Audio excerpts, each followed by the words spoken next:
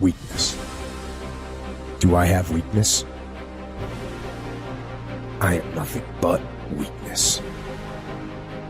I'm not naturally strong or fast or flexible. I'm certainly not the smartest person in the world. I get emotional over stupid things. I eat the wrong foods. I don't sleep enough. I procrastinate and I waste time.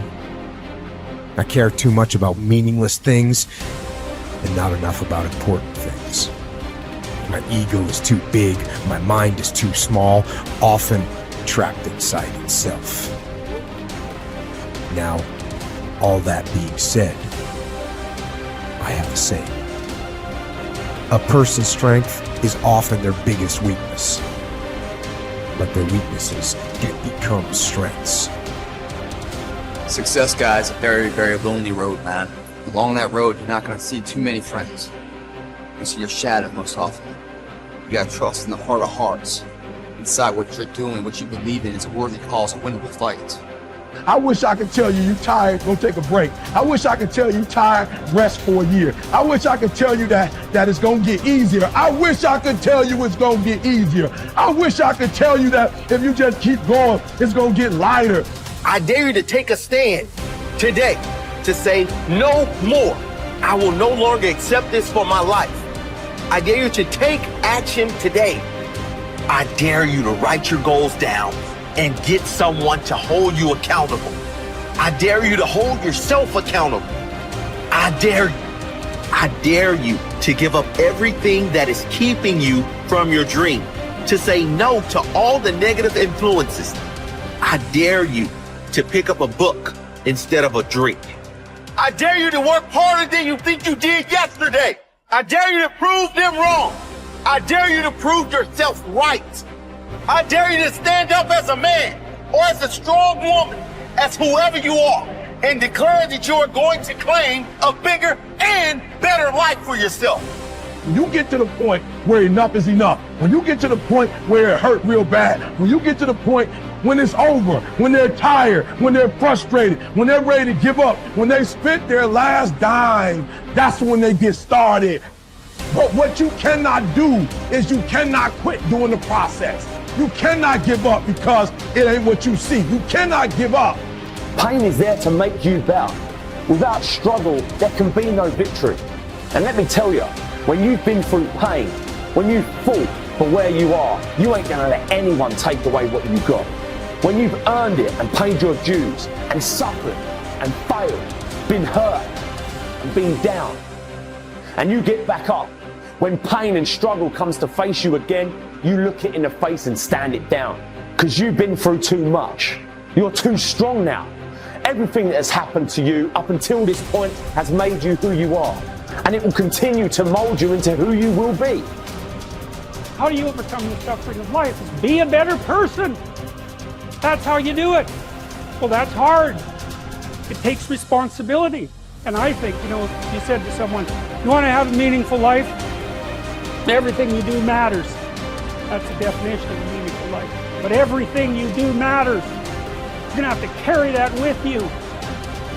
Or do you want to just forget about the whole meaning thing and then you don't have any responsibility because who the hell cares? That you can wander through life doing whatever you want, gratifying impulsive desires for how useful that's going to be. And you're stuck in meaninglessness, but you don't have any responsibility. Which one do you want? Well, ask yourself, which one are you pursuing? And you'll find very rapidly that it isn't the majority of your soul that's pursuing the whole meaning thing, because, well, look what you have to do that. You have to take on the fact that life is suffering. You have to put yourself together in the face of that. It starts with yourself, man. You gotta start diving into those things that you're afraid of. You don't gain confidence by going to the spot that makes you feel good. It's gonna be a false reality. And the second life gives you that challenge, all you want to do is go back to what made you confidence, or what gave you confidence, is that happy spot. Now, what gives you confidence, what gave me confidence, was spending years at a kitchen table trying to learn how to read and write on my own, realizing I can't learn the way you learn. I can't, but I can learn. What gives you confidence, not being afraid, is overcoming the fear. I used to stutter severely bad. So right now, I don't know how many people are going to watch this. You know what gives me confidence? Is knowing I no longer care if I sit here and start stuttering anymore. That's what gives me confidence, is facing these things, overcoming them. And maybe not overcoming them every day, but facing them. And facing and facing. Pretty soon like this, oh man, this is where it's at. It's not in that comfort zone. It's in the discomfort zone is where my confidence is getting built. That's where it's getting built. But people want they want an easier answer. There has to be an easier way. It's not. I'm sorry. I searched for it my entire life. I did. I lied. I did everything. And I still felt empty.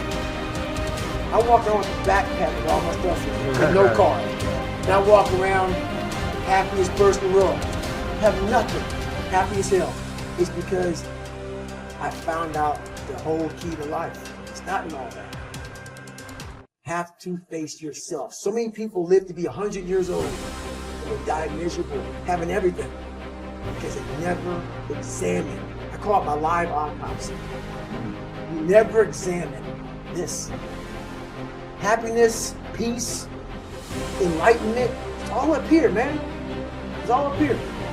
And when I start talking like this, people are, man, I don't know. It's the truth, man. It's all up here. You just got to be willing to go and face it. And that's the hard part. Attitude is a reflection, a result of a person's will. It is incalculably powerful. It can bring about marvelous results for us, but we need to train it patiently, day by day. Now let's talk about the attitudes of people who are successful. The top 5% of the people who go sailing through life from one success to another and who, even when they fail at something, shrug it off and head right out again. No matter who the person is or what he does, men and women in sales, business executives, people in all the professions, wives and mothers, students, top people in the armed forces, public servants, men and women in the service of religion, working men and women in all fields of endeavor, wherever you find a person doing an outstanding job and getting outstanding results, you will find a person with the right kind of attitude.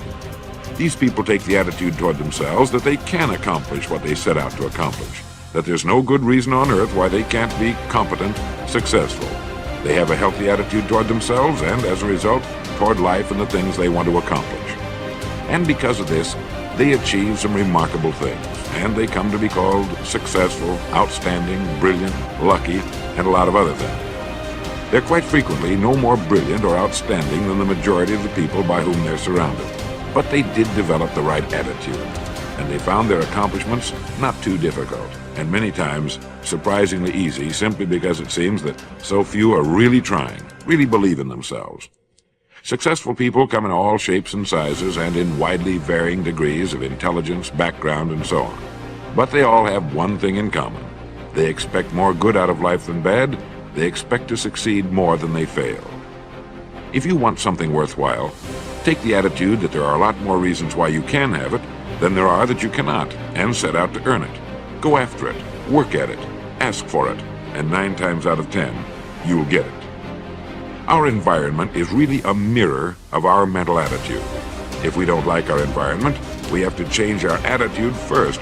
Your ability and willingness to discipline yourself to accept personal responsibility for your life are essential to happiness, health, success, achievement, and personal leadership. Accepting responsibility is one of the hardest of all disciplines, but without it, no success is possible. The failure to accept responsibility and the attempt to foist responsibility for things in your life that make you unhappy onto other people, institutions, and situations completely distort cause and effect, undermine your character, weaken your resolve, and diminish your humanity. They lead to making endless excuses. There is a direct relationship between the acceptance of responsibility and the amount of personal control you feel you have over your life. This means that the more you accept responsibility, the greater sense of control you experience. There is also a direct relationship between the amount of control you feel you have and how positive you feel. The more you feel that you have a high sense of control in the important areas of your life, the more positive and happy you are in everything you do. When you accept responsibility, you feel strong, powerful, and purposeful. Accepting responsibility eliminates the negative emotions that rob you of happiness and contentment.